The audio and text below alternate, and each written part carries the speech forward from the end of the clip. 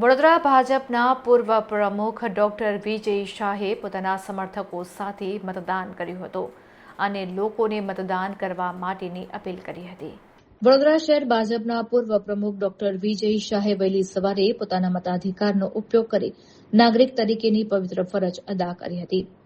Doctor Vijay Shah મોટી સંખ્યામાં પોતાના સમર્થકો અને કાર્યકરો સાથે મતદાન મથક પર પહોંચ્યા હતા। લોકશાહીના ઉત્સવમાં સહભાગી થવા માટે તેમણે શિસ્તબદ્ધ રીતે મતદાન કર્યું હતું।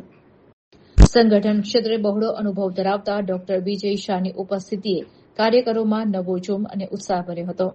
મતદાન કર્યા બાદ મીડિયા સાથે વાતચીત કરતા ડોક્ટર વિજય શાહે જણાવ્યું હતું કે મતદાન એ માત્ર હક નથી, પણ રાષ્ટ્ર અને શહેરના સુદૃઢ ભવિષ્યના નિર્માણ માટેની આપણી જવાબદારી છે। વડોદરાના તમામ નગરજનો અને ભક્તોને વિનંતી કરું છું કે તેઓ પોતાના કામકાજ છોડીને પણ રાષ્ટ્રહિતમાં પહેલા મતદાન કરે। સ્થાનિક સ્વરાજ્યની ચૂંટણી વડોદરા મહાનગરપાલિકાનું 2026 ઇલેક્શન એનું મતદાનની શરૂઆત થઈ ગઈ છે। વોર્ડ નંબર 12ના અમારા 4 ઉમેદવાર એમને જીતાડવા માટે મોટી સંખ્યામાં યુવા મતદારો પણ આજે અહીંયા પહોંચ્યા છે। ત્યારે અમારા 4 ઉમેદવારોને ખૂબ ખૂબ શુભેચ્છા આપું છું।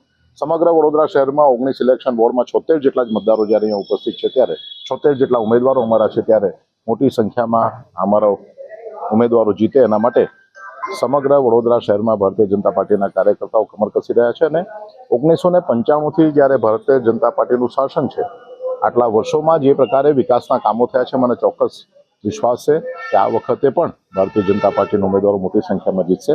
યુવાનો એમના માટે પોતે જે વિચારધારામાં માને છે તે વિચારધારા વ્યક્ત કરવા માટેનો સૌથી સારામાં સારો સમય છે।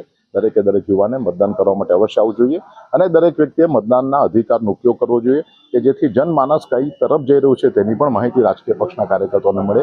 ફરી એક વખત અમારા ભારતીય જનતા પાર્ટીના સૌ ઉમેદવારોને ખૂબ ખૂબ શુભેચ્છા।